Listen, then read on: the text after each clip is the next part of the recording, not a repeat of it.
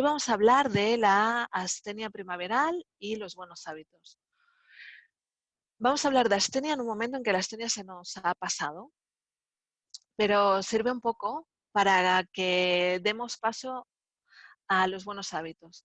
La astenia primaveral es un estado físico-emocional, es un orgánico y psicológico, ¿de acuerdo? Es una serie de síntomas que se originan tanto en la psique como en el cuerpo, pero a través de nuestro sistema hormonal y de nuestro sistema endocrino y nuestro sistema eh, de neurotransmisores, en el que hay, o puede haber, porque además hay muchos médicos que no lo están cogiendo como una categoría diagnóstica, puede haber cansancio, una sensación de despertarse sin haber descansado bien, más o menos hambre, es decir, o tener un hambre de lobo o no tener nada de hambre, una sensación de tristeza, como de no tengo ganas de hacer nada, de como desmotivado, muy apático, y también pensamientos un poco derrotistas, un poco como de todo es difícil, ¿vale? Como una saturación, ¿vale? Entonces, básicamente no hay tratamiento a no ser que quieras empezar a tomar un multivitamínico, pero puede ayudarte como una buena dieta, puede ayudarte dormir bien. Dormir bien es algo que no siempre está en nuestra mano, ¿no? Pues si nos desvelamos, pero si vemos que nos está costando dormir o que nos despertamos muy cansados, lo que tenemos que hacer es cambiar nuestra higiene de sueño. ¿Qué significa? Significa cositas como, bueno, esto seguro que todos los terapeutas os lo estamos diciendo estos días. Significa, la cama es para dormir, si veo que no puedo dormir me levanto. Significa no ir a la cama con la barriga muy llena. Significa aprender a alguna técnica de relajación o meditación para poder hacer en la cama. Significa que me ritualizo cómo voy a dormir, pues entonces a tal hora y siempre en unas horas que sean lo más estables posibles. Voy a intentar, pues eso, lavarme los dientes, leer 10 minutos, nada de pantallas media hora antes. Y entonces, bueno, pues eso, ¿no? Y sobre todo, una de las cosas que yo utilizo mucho en la higiene de sueño, que no específicamente de la astenia, pero para mí es como clave, es muchas veces nos llevamos a la cama nuestras preocupaciones. Y entonces, claro, damos la orden al cerebro de que esté alerta, de que no se nos pase despreocuparnos. Entonces, sería algo así como, ¿y si me despreocupo? Y entonces se me olvida lo urgente que es esto. Entonces, ¿qué hacemos? Utilizar la ansiedad para mantenernos en alerta y recordarnos todo el tiempo esas preocupaciones que tengo.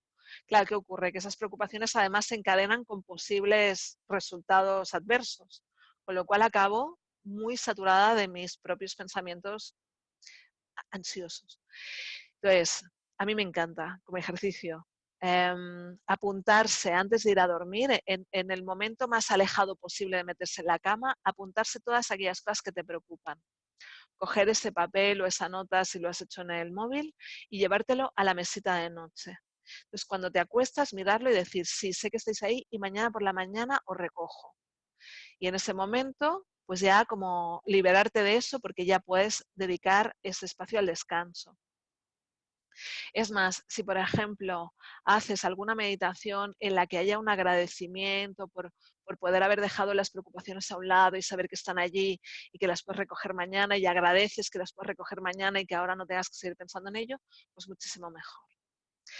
Entonces, voy a volver a mirar los participantes. Vale. Y si tenéis cualquier pregunta y me activáis el micro, me preguntáis, porque como no somos muchos, no vamos a interrumpir, ¿eh? Así que, o no va a ser como un jaleo. Así que, por favor, en cualquier momento me podéis preguntar lo que queráis. Vale, entonces, eso, tenemos esta astenia que, ¿por qué aparece ahora? Pues porque ahora hay más luz y porque además hay muchos cambios de temperatura. Eso implica que el cerebro se tiene que adaptar, tiene que regular la serotonina y la melatonina en proporciones diferentes a como lo estaba haciendo. Normalmente no tiene más, pero hay personas que son muy sensibles a los cambios de temperatura y a los cambios de luz. Y de alguna forma es como que todo el cuerpo está como alterado porque tiene que estar como trabajando extra, regulando de nuevo los ciclos. Entonces, también el cambio de hora no nos ayuda.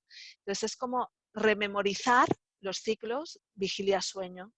Y además, como poner en marcha muchísima actividad termogénica para no tener, o sea, para que cuando tenga frío, pues yo me regule y me dé calor, y cuando tengo demasiada calor, pues yo me regule un poco y bueno, pues me sude un poco para poder refrescarme. Es decir, que vamos a incrementar todos los recursos termogénicos. Vale, entonces, ¿qué son los hábitos? Los hábitos son maneras muy eficientes que tiene el cerebro de hacernos esforzarnos poco en cosas muy rutinarias. Es decir, el cerebro siempre que puede convierte una actividad en automática, porque de esta manera ya no tenemos que dedicar recursos de alto nivel, recursos de procesamiento cognitivo complejo, de toma de decisiones, de ejecución de planes complejos, de previsión, de simulación,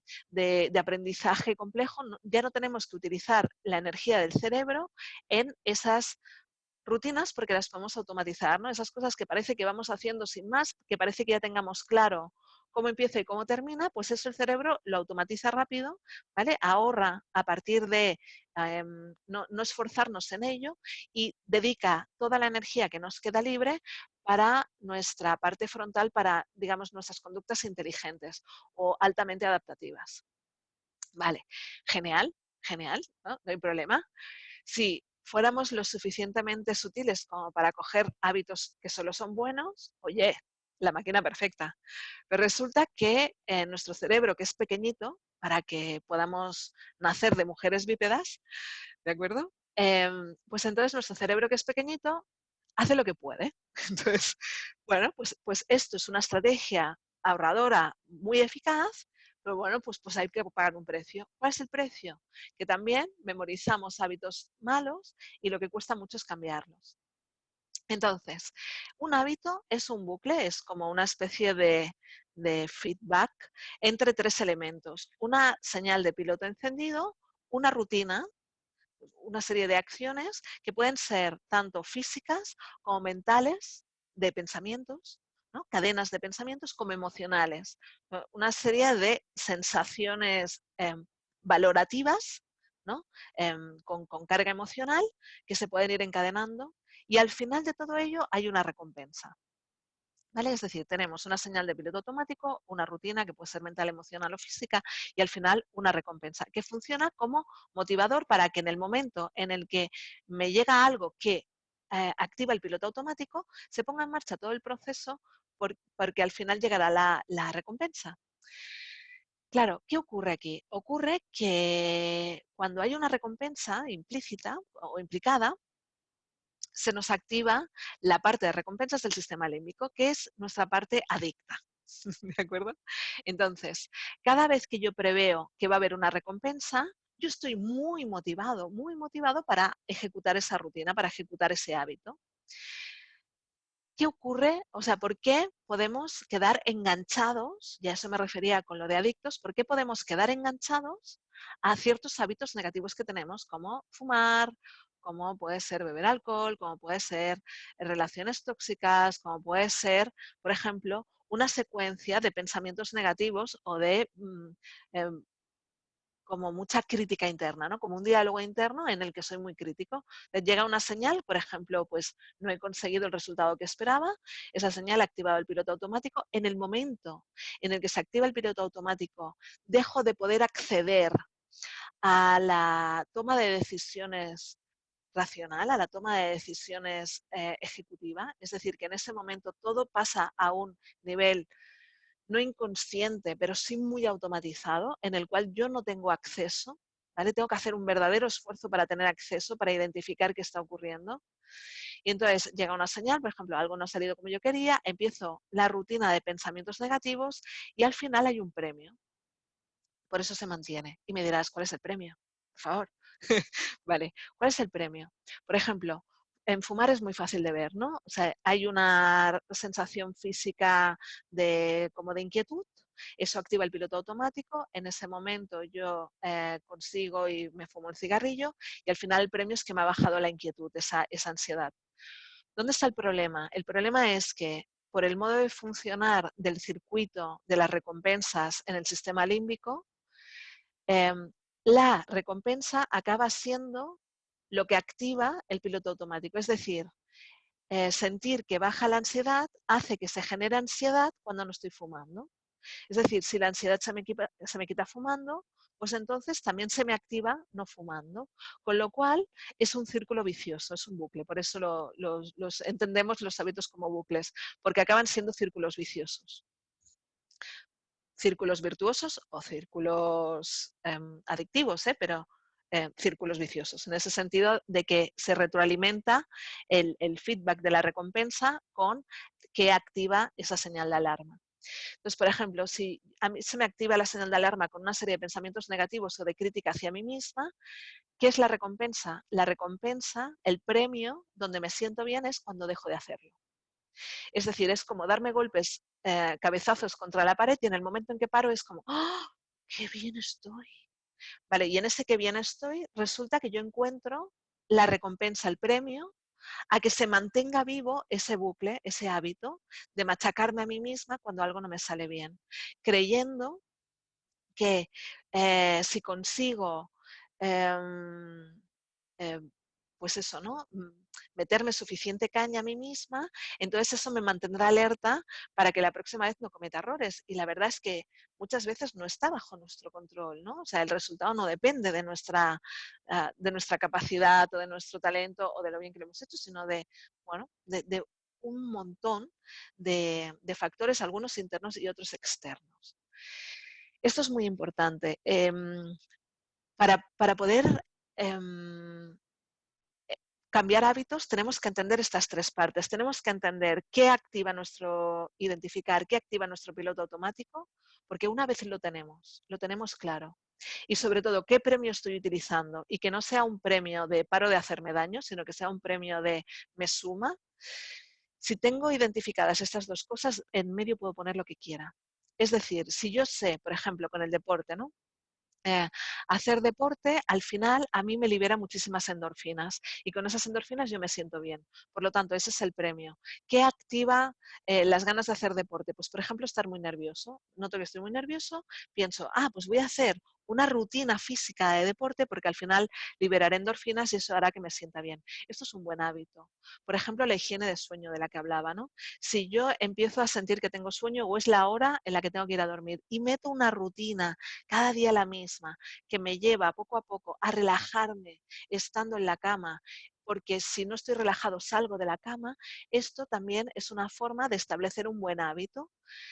Entonces, nosotros no podemos eliminar un mal hábito, no se pueden eliminar, los hábitos son para siempre, de alguna forma nos quedamos enganchados a ello y la prueba es que personas que han conseguido sustituir un mal hábito por un buen hábito, a la que se descuidan o a la que se sienten muy confiados, por ejemplo, dejar de fumar, pues recaen y recaen como muy fácilmente, ¿no? Es como que había memoria, ¿no? Memoria de ese hábito. Entonces hay esa huella permanente. Entonces, claro, como no los podemos eliminar, ¿qué es lo más efectivo? Sustituirlos, coger ese mal hábito, coger las partes buenas del mal hábito y sustituir las partes que no están funcionando. Pues, por ejemplo, si yo estoy nervioso, en vez de fumar, mira, esto creo que bueno, en vez de fumar, hago toda una serie de conductas que me distraen del tabaco y al final se me ha pasado las ganas de fumar, con lo cual he conseguido bajar la ansiedad por distracción. Entonces, he cogido la recompensa que es me baja la ansiedad, he cogido la señal de piloto automático que es estoy nervioso y en medio, en vez de poner fumar, he puesto toda una serie de conductas de distracción. Por ejemplo, con morderse las uñas. Hay un nerviosismo de entrada. Fijaros que muchos de nuestros hábitos son fórmulas para gestionar el estrés, los nervios, la ansiedad, el miedo, la tristeza, o sea, y también el exceso de alegría, pero muchas veces nuestros malos hábitos han aparecido para protegernos de la ansiedad y se han quedado porque han funcionado. Ese es el problema, que si algo funciona, el cerebro dice, ¡oh! Automatizo. Y cuando automatizo, dejo de participar en la toma de decisiones consciente. Entonces, ese es el problema. El problema es que luego voy a tener que sacar eso como del fondo del armario, analizarlo mucho para ver qué me detona a mí y ver qué funciona para cambiarlo, que al principio cuesta un poco. Entonces, ¿cómo podemos hacer, cómo podemos ser más efectivos en esta sustitución de la rutina, manteniendo la señal de piloto automático y manteniendo recompensas buenas? No las que de alguna forma nos van bien porque dejamos de hacernos daño, sino las que nos añaden bienestar, ¿vale? Bueno, es importante creer que puedo cambiar. Eso sí o sí, ¿vale? Si yo creo que puedo cambiar un mal hábito por uno bueno, entonces ahí me motivo y utilizo toda mi parte consciente para conseguir mi objetivo de cambiar, ¿eh? ¿Qué más necesito? Necesito hartarme. O sea, yo no conozco o no he trabajado con gente tan ecuánime, o sea, tan moderada, tan perfectamente equilibrada, que se hagan una propuesta de sustitución de un buen hábito por un mal hábito y no tengan cierta inquietud al principio. O sea, todas las personas al principio tienen el conflicto de ¿en serio me está costando tanto? ¿O en serio estoy sintiendo esto? ¿O en serio me estoy poniendo de mal humor? ¿O me está costando dormir? ¿Vale? Así que hay ese punto de hartarte, yo creo que es uno de los mejores trampolines para poder hacer el cambio. Además, a mí me gusta mucho, esto está como sacado de la filosofía taoísta que dice, el enfermo se cura en el momento en que se harta de estar enfermo, ¿no? O sea, la persona se cura en el momento en que se harta de estar enferma. Entonces, yo eso lo llevo muchísimo a terapia. Vale, muchas veces solo nos sentimos motivados para hacer el cambio porque normalmente cogemos mecanismos de defensa, de negación o de racionalización que hace que no le demos tanta importancia a los malos hábitos. Y entonces, a veces tiene que ocurrir algo grave para que nos lo planteemos. Entonces, una crisis de salud, una crisis financiera, una crisis personal, una crisis del tipo que sea, muchas veces nos sacude tanto nuestra vida que en ese momento nos sale a cuenta ver qué hay que cambiar, ¿no? O sea, este es un gran momento para el cambio de hábitos porque realmente es una oportunidad de utilizar ese sentimiento de emergencia y de algo, o sea, tengo que hacer cambios porque no estoy bien donde estoy, para poder hacer ese análisis que necesito y hacer cambios. Y bueno, y entonces también necesito sentir que el cambio lo estoy haciendo porque quiero, no porque me lo imponen. Eso es muy importante. Y mientras no me sale la nueva conducta, la nueva rutina, jugar a como si. Ir forzándome a hacerlo como si realmente me trajera una recompensa después, ¿no? O sea, esta cosa de ir diciéndome a mí misma, bueno, pero yo creo que cada día me está gustando un poco más, yo creo que cada día me es más fácil, está más automatizado, ¿no? Entonces, esa es una forma de autoliderarnos. Es una forma de poder ir sustituyendo aquellas rutinas, aquellos hábitos que están muy um, automatizados y el cerebro los ha protegido. Entonces, hay que irlos cambiando y para ese cambio se puede pedir ayuda para ello, pero, y sobre todo, poner público. Poner público, es decir, haceros como una especie de declaración de intenciones, de decir, vale, voy a dejar de fumar, o voy a comer menos, o voy a hacer más deporte, o voy a estresarme menos con el trabajo, o voy a soltar las preocupaciones, o voy a organizar mi agenda de otra manera, o voy a cuidar mi higiene del sueño, o voy a ver menos televisión o menos pantallas, o voy a tener una dieta más hipoinformativa de todo lo que está ocurriendo, o voy a llamar, perdonar, o voy a llamar más a una persona que he decidido que quiero cuidar más de ella, o voy a ser más detallista con mis amigos, es igual, cualquier cosa que queráis, Si lo declaráis, oye, pues ahora estoy trabajando esto y ponéis público, eso es súper bonito porque vais a tener a otra persona que os está reflejando todo el tiempo su confianza en que lo vais a conseguir. Y eso también funciona como motivador, ¿vale? Entonces, sentir, o sea, liderar nuestra propia emocionalidad a partir de decir, yo decido que eso que ahora no está bien, o que no me gusta, o que es un mal hábito, lo cambio por uno bueno, eso es fenomenal a nivel de fortaleza interior. Entonces, ¿cómo me motivo? ¿Cómo me motivo? Bueno, pues hay que primero es eso, identificar qué me detona, qué enciende el piloto automático, ver qué rutinas estoy haciendo ahora y cómo las puedo ir sustituyendo. En terapia muchas veces lo que hacemos es una lista de conductas sustitutorias, ¿no? Tenemos una lista de conductas a cambiar, a transformar y una lista de conductas sustitutorias y se trata de una respecto a la otra. Por ejemplo, con lo de morderse las uñas, una conducta sustitutiva podría ser, yo lo he hecho muchas veces, ponerme crema en las manos y hacerme un masaje en las uñas, porque así se me pasa y luego también ahí están más hidratadas y en ese momento pues huele a colonia y no te apetece tanto, ¿no? Entonces, todas las veces que haga falta, ir haciendo conductas sustitutorias para que llegue finalmente el premio, que es haber conseguido pues o no morderte las uñas, o no fumar, o ser más detallista, o hacer más deporte, o comer mejor, o adelgazar. Es decir, viene el premio también por el logro del resultado, ¿vale? Eso también le gusta mucho a nuestro cerebro. El conseguir un objetivo que me he propuesto, nos encanta, nos encanta. Vale, entonces, intentar minimizar la queja, o sea, poner mucho el foco en lo que estoy consiguiendo y en que lo estoy consiguiendo, que es un proceso, no es un resultado inmediato, ¿vale? Somos muy inmediatistas, hay que empezar a pensar un poco más largoplacista. Eso también es una gran estrategia de fortaleza interior, es como cultivar la moderación, el saber que hoy estoy dando un paso para un largo plazo, para un objetivo más a largo plazo.